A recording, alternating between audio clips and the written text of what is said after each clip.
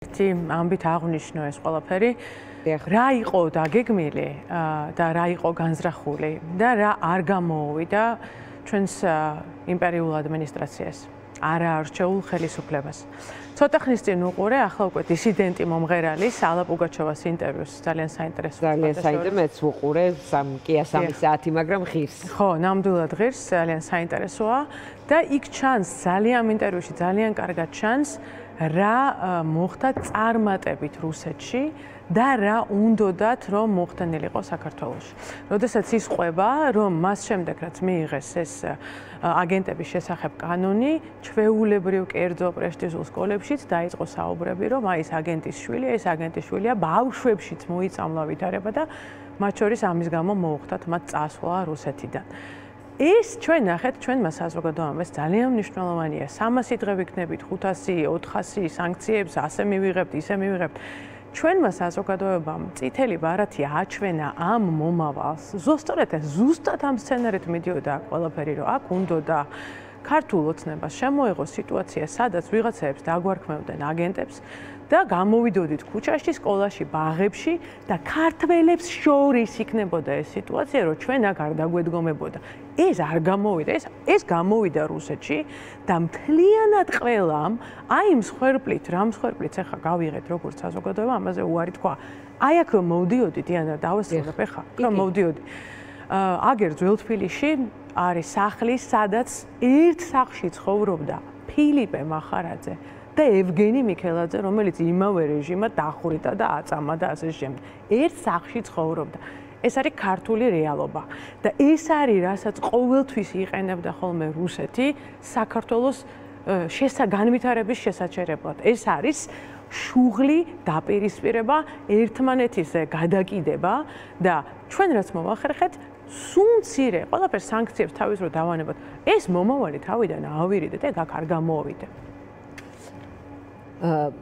ხო, მაგრამ რა არის გარანტია, რომ აი გაჩერდა არ იქნება, ვთქვათ, იმიტომ რომ თუ მთავარი ამოცანა ამ პროტესტის იყო ცვლილების მიღწევა, ან ვთქვათ, პატიმრების გათავისუფლება ერთ-ერთი, მაგრამ ახალი არჩევნების დანიშვნა. ორ მოთხოვნაზე იყო ეს პროტესტი ფოკუსირებული, რომელიმე არის ამ მოთხოვნიდან, ის თუ ვინმე გათავისუფლდა პატიმრობიდან, ხელისუფლება ამბობს, რომ სასამართლოს გადაწყვეტილებით, სადაც მტკიცებულების ნაკლოვანება იყო, იქ გავათავისუფლეთ, სადაც მეტი იყო და რაღაც მაღალი სტანდარტი არის ჩვენს ქვეყანაში, იქ დარჩნენ პატიმრობაში. აი, ასეთი პასუხი აქვს და ახალი არჩევნებიც არ გამოჩნდა. ანუ აი ამიტომ ვამბობ, ამ გადასახედიდან რა არის, რის გამოც შეგვიძლია ვთქვათ, რომ პროტესტმა თავისი ამოცანა შეასრულა. მე გთავაზობთ, რომ შევხედოთ ტყეს და არა თითოეულ ხეს.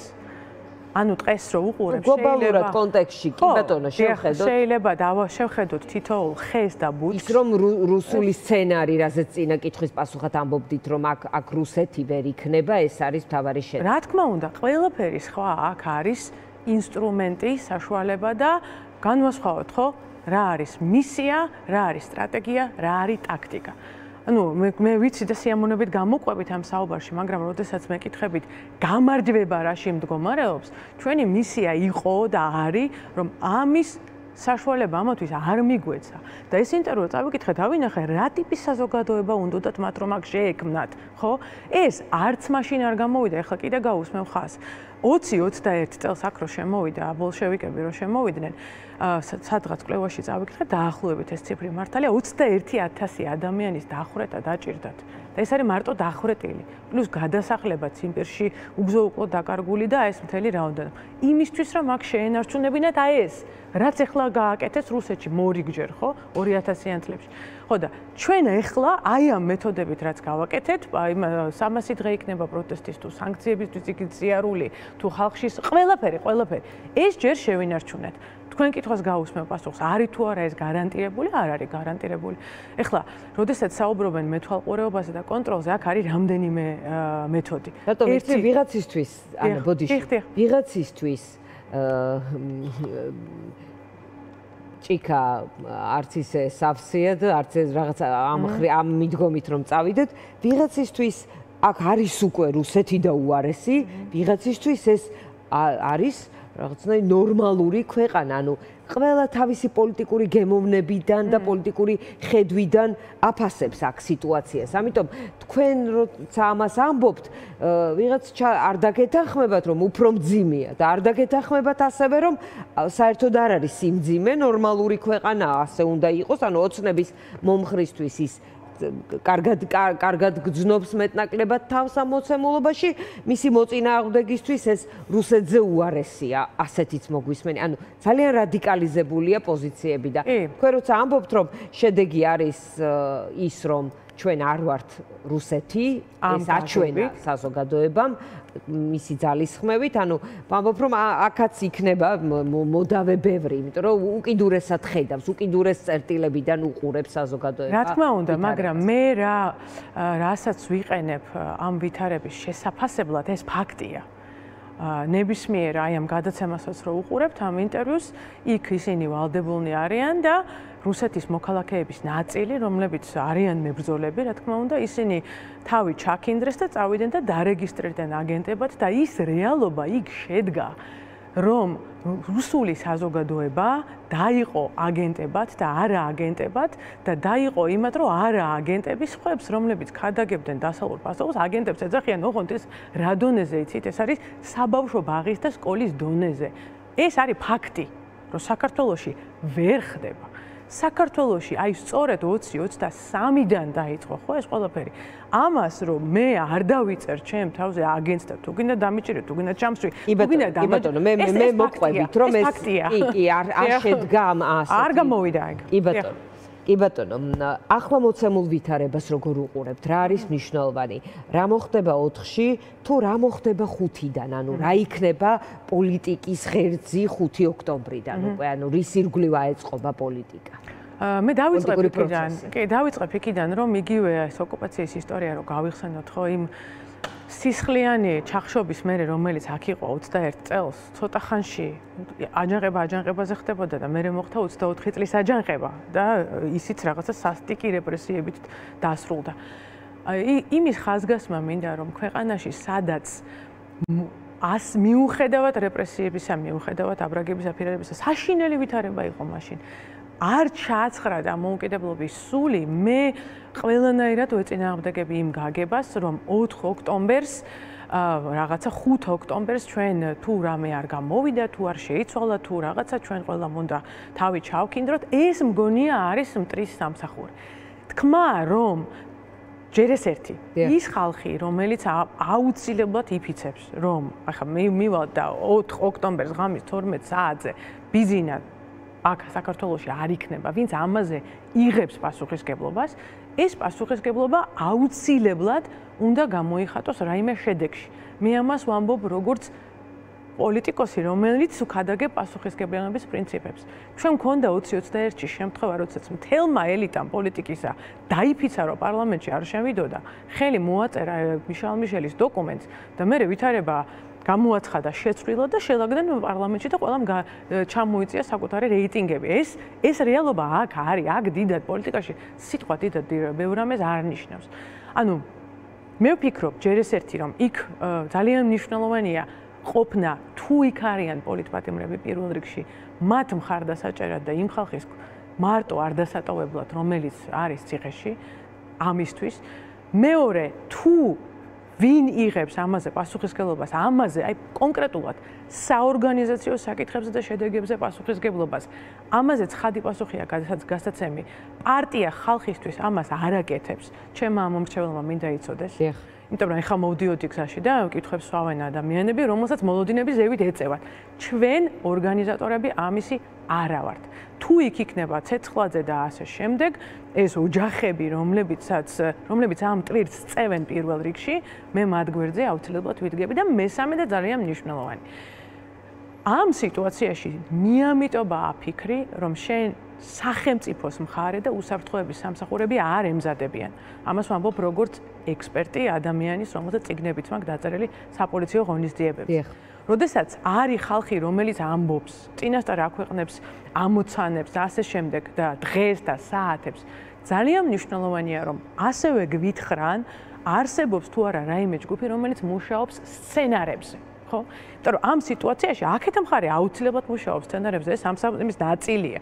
იქ არის დათვლილი, ამდენი ხალხი თუ მოვა, ამას ვაკეთებთ, ამდენი ხალხი მოვა, ამას ვაკეთებთ. წინასწარ გაავსებენ ალბათ ვინც არის ორგანიზებაში ჩართული, უწევს ალბათ. მე არ თქვენ გაგიგიათ ეგ დისკუსია? არა, არ გამიგია, მაგრამ არ საჯაროდ შეიძლება არასაჯაროდ არ ვიცი, არ გამიგია. ხო, მნიშვნელოვანი უნდა იყოს, ხო? პასუხი კი, მაგრამ მაგასაც თავისი წესი აქვს, ჯერ ერთი თუ ეს ადამიანებს უნდა მეტად აუხსნან, სადეპატიჟებიან, რა გეგმით ამას გულისხმობ. ყოველ შემთხვევაში ნახეთ, პასუხისგებლობის ნაწილია ჩვენი დარწმუნება, რომ ფართო ველის დარწმუნება, რომ ამ სცენარებზე მუშაობა მიდის და მე როგორც ორგანიზატორია, ვინცაც ამ კითხვას, ვინც თავის თავზე პასუხისგებლობას იღებს, რომ ორგანიზატორი აქ არ მიიღება ხშირად იციან ის საპროტესტო გამოსვლების დროს ხალხი აორგანიზებს. ეგეთი რაღაც არ არსებობს. ვიღაცას მოაქვს მიკროფონი, ვიღაცას მოაქვს სცენა, ვიღაცას უზრუნველყოფს PR-ს და ტელევიზიებში დარეკვას და ძალიან მნიშვნელოვანია რომ ეს ვიცოდეთ ახლა დასავლეთში თუ ევროპაში მივიდივართ იქ ეგრეა. პროფკავშირი აცხადებს. მე ვაკეთებ ამ გაფიცვას. აგერ სახელი, ხო? აქაც აცხადებენ რუსთაველის გამზირი არის ორგანიზებას უწევს ამ პროტესტს, ხო შემთხვევაში ასე ითქვა და ასე ჩანა. აი ვინც უწევს ორგანიზებას, მან მნიშვნელოვანია რომ თქვას, რომ კი, მე ნამუშევარი მაქვს ყველა სცენარი და შედეგობრივად ვაღებ პასუხს იმაზე, თუ ჩემი ამოცანა არ შესრულდება. თუ არ შესრულდება, ეს ამ ადამიანებს რაღაცნაირად მინიმუმ მედიისთვის მაინც და საზოგადოებისთვის მოუწევთ ალბათ, რატომ შექმნეს ამ ტიპის მოლოდინები, ამ ტიპის კითხვებზე პასუხისგაცემა, თუმცა თქვენი გახსენებაც საინტერესო იყო, იმიტომ რომ ამ ქვეყანაში როგორც წესი, დიდად პასუხისმგებლობის და პასუხისგაცემის და შემდეგ პასუხისმგებლობის აღების, ასე ვთქვათ, პრაქტიკა ნაკლებია. საშინელი კულტურა და მე გეტყვით ამის მიზეზი რა არის. გამინდა გაგახსენოთ ის შემთხვევა, როდესაც ყველა პოლიტიკოსმა აწუყე ერთ-ერთი პოლიტიკოსის იმაზე დაფაზე ადგა და ხელი მოაწერა პარლამენტში არ შევალო, მე მაშინ არც პარტია მქონდა, არაფერი, მაგრამ ჟურნალისტი იყო მაშინის. მაგრამ და ყველამ დაარღვია ეს პირობა და მე ვინაიდან ვიქცეოდი პრინციპულად ხელი არ მოვაწერე და ყველა მოაწერა და მე უმეტესობა ეს პირობა დაარღვია. ხა ეს ძალიან არასწორია ჩვენი ამომრჩევლის წინაშე პირველ რიგში. თუ ამის შეცვლა გამოვა, ხო კარგია. აქ პრობლემა სხვა რამე შეერეკ უნდა ვთქვა ახლა, იმიტომ რომ გააქტიურდა მიხეილ სააკაშვილი, რომელიც სხვათა შორის ძალიან მენიშნა, როდესაც ხაბეიშვილი იყო ავანსცენაზე, სანამ მას დაიჭერდნენ, დუმდა თავის პოსტებში. ეს სხვადასხვა ფიგურებია, ხო? გასაგებია ის არის დამფუძნებელი მამა ამ პარტიის, მაგრამ როდესაც გადაამოწმეთ, როდესაც აი აქ დადიოდა და აქტიურობდა ლევან ხაბეიშვილი, სააკაშვილი არ ჩანდა. ახლა აქ არის ეს არანაკლები კითხვის ნიშანია, იცით რატომ? ბევრი ხალხისთვის, მათ შორის ჩემი ამომრჩევლისთვის, ორი ამოცანა შეუთავსებელია ერთად. ანუ ერთი ამოცანაც ცალსახად ბიძინა უნდა წავიდეს. ეგ არის ცალსახა. ყოველი დღე, რომელსაც ჩვენ ვატარებთ ამ ხელისუფლების პირობებში, არის ჩვენ და საზიანოდ. ამის ყველაზე კაი მაგალითი არის დემოგრაფიული სიტუაცია. მართლა უბრალოდ ფიზიკურად აღარ ვჩებით, ვინ უნდა აპროტესტოს ეს ყველაფერი. მაგრამ სააკაშვილის გააქტიურება პოლიტიკურ პროცესებში, მისი გამოშვების შესაძლებლობა, მისი ავანსცენაზე ყოფნის შესაძლებლობა ბევრ ხალხს აშინებს, ხო? და აქ სწორედ ამაშია პრობლემა. არაფორმალური მართლობა ორივე მხარეს და აი პასუხისმგებლობაზე რატო საუბრობ? რამ გაგაღიზი, ანუ რაზე ცდილობ ჩვენი ყურადღების მიქცევას, პოსტებს რომ წერ, სულ რაღაცას წერდა რა?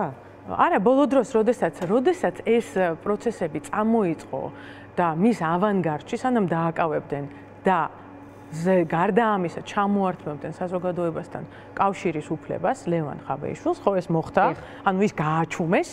ამ პერიოდში ავანსცენაზე იყო ლევან ხაბეიშვილი და არ იყო სააკაშვილი.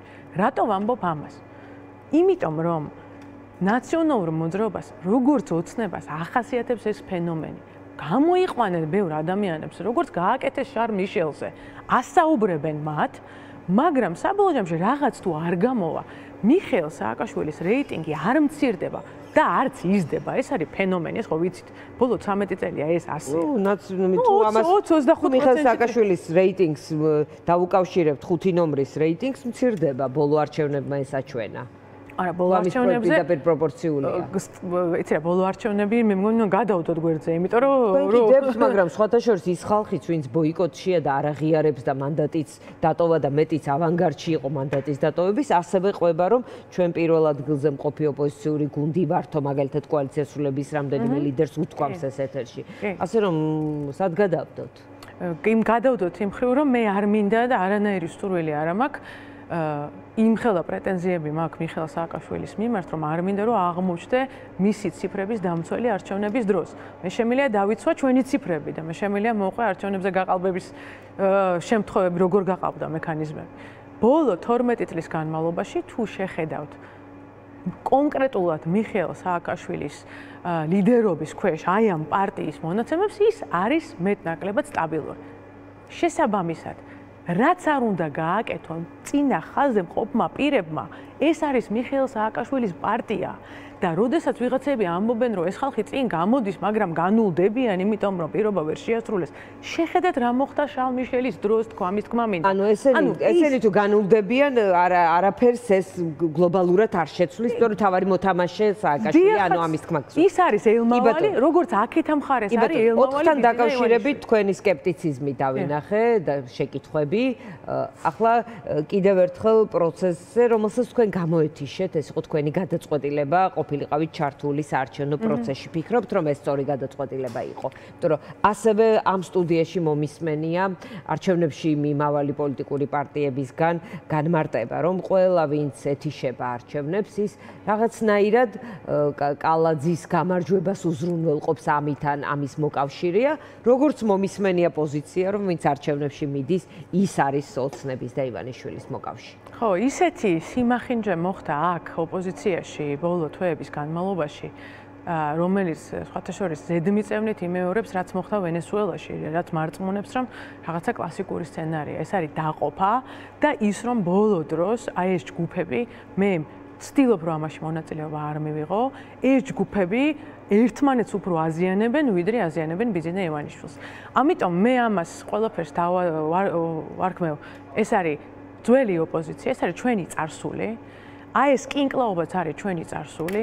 20-24-ის ოპოზიციური გამარჯვება რა მოცემულობაც იყო, იმ დროს უნდა ჩავაბაროთ, ხო იცით, სიყვარული ყველას უნდა შერვარი, გამოიგლოვეო რომ მისტერის ამ თავის პირველ კვარტალ ბოლო გამოიგლოვეო. ხო, მე ვფიქრობ, რომ აი ისევ იმ სცენარებში ვართ გასაგებია, სანამ ახალი რეალობა შევქმნით, შეიქმნება, მაგრამ ანუ ეს ჩემთვის არის დასრულებული ამბავი, ძალიან მტკივნეული ამბავი. მარტივად ვიტყვი იმის გარეშე, რომ ვიღაცა მას თქვა რა ქვია გამოვაცხადო სერგო ორჯონიკიძეთ, რომ არ მგონია, რომ ეს იყო სწორი გადაწყვეტილება. დღეს ვესაუბრებოდი სამძიმარზე ვიყავი და ვიღაცა მეკითხება ახალგაზრდა, რომ კი მაგრამო გაყალბების რაიმე მტკიცებულება ხო იქნებაო. დავსვი კითხვა, არ იქნება არავითარი მტკიცებულება. ის აპარატები, რომელსაც შეიძლება და მტკიცებულება შეენახა, ჩვენ არ მოგცეს. არც მოგცემენ. ანუ არავით არის საშუალება ალტერნატიული რეალობის დადგენის არ არის. და ამიტომ მე გადავწყვიტე, რომ არ მივიღო ამაში მონაწილეობა. ბატონო, აი ირაკლი კუპრაძე ამბობდა წინა სტუმარსაც ვკითხე, რომ ეს მაგალითად უბნებზე თბილისში დააყენებენ კამერებს, გამიჩნდა კითხვა, რატომ არ გამოიყენა ეს შესაძლებლობა ოპოზიციამ 20-24-ის არჩევნებში, მაგრამ ის ამას უყურებს მაგალითად თბილისის მასშტაბით, როგორც მინიმუმ შესაძლებლობას, რომ ვთქვათ, კარუსელის გაკონტროლება მოახერხონ. ხო. ნუ მე ვფიქრობ, რომ ეს ცოტა აბსურდია, ეს იგივეა, რაც იმიტომ რომ რაღაცა სადღაც პრობლემაა, ყველამ გადავწყვიტოთ და სტანდარტი ქვევით დავწიოთ, რაღაცა აქეთ თუ მეთვალყურეობა და თვალთვალია, ორმაგად მეტი თვალთვალი ხო არ უნდა გამოვიყენოთ. მე მგონია, რომ ეს აბსურდია. ჯერ ეს ერთი არც კანონიერი არ არის, იმიტომ რომ მონაცემთა დამუშავება სუფთა იურიდიული თვალსაზრისით თუ ამბობდა, იქით მხარესაც ბევრი იურისტები არიან. მონაცემთა დამუშავება სჭირდება პირის თანხმობა. ანუ შენ რო შედიხარ არჩევნებზე, იქნებ საერთოდ არ გინდა რომ ან ერთმა, ან ნაციონალებმა, ან ვინმემ, ან იმან გერმანელი მუსიკოსის პარტიამ გადაგიღოს ვიდეო. ბრემენელი მუსიკოსის პარტია. გახარიას გუნდს. ხო, და ზუსტად, არ გიქნებ, არ გინდა. ანუ ამით მიანიშნებთ, რომ თქვენთვის მიუღებელია გადაწყვეტილება, რომ გახარია წავიდა და არ ჩამოდის ამაზე? არა, მე მაგას არ ბრემენელი მუსიკოსის პარტიას ეძახი. არა, მე ვფიქრობ, რომ არ გავმკითხავს სხვათა შორის, იმიტომ რომ სუფთა ქრისტიანულად მგონია, რომ ყველა ადამიანს აქვს თავისი ჯვარი. ზოგს შეუძლია და აქვს გამოცდა რომ ეს ატაროს, ზოგს არ შეუძლია, ეს თავისი საკითხია, მაგრამ მე ძალიან მაღეზიანებს მისი მოწოდებები, მისი თანაპარტიელების მოწოდებები. რომ ჩვენ აქ ადგილზე თურმე საკმარის რესურსებს არ ვიყენებთ და არ ვიბძვით არჩევნებზე, ვინც არჩევნებზე არ მიდის, ის მოღალატეა, მისი თანაპარტიელები ამბობენ, ვინც თურმე აქ რაღაცა კოქტეილებით ვართ, ისმით ვართ დაკავებულები, იმის მაგეო თუ არჩევნებს ვაკვირდებოდეთ, ეხლა ციტირებას ვახდენ, პერიფრაზირებას ვახდენ. ანუ ადამიანისგან, რომელიც ადგილზე არ არის და რომელიც შეხვედრებს სადღაც ბარებში ატარებს ევროპაში ხაო უკაცრავად ეს ტონალობა არის არასწორი. სხვა მისი გადაწყვეტილებაა, სხვათა შორის ბურუსით არის მოცული და მე ძალიან ბურუსით არის მოცული მისი, იმიტომ რომ ჯერ ეს ერთი არ დაგვავისწეს ამბავი თუ საქმის აღძვრის თუ აი რაზე გაქვთ კითხვა. არა, იმ დევნაში, რომელიც მიმდინარეობს ოპოზიციის მიმართ რაღაცნაირად დაიწყო მის მიმართ განცხადებები, ერთხელ გამოიძახეს კომისიას და მას გადაუადეს თუ გახსოვთ, მან მოითხოვა გადავადება და გადაუადეს.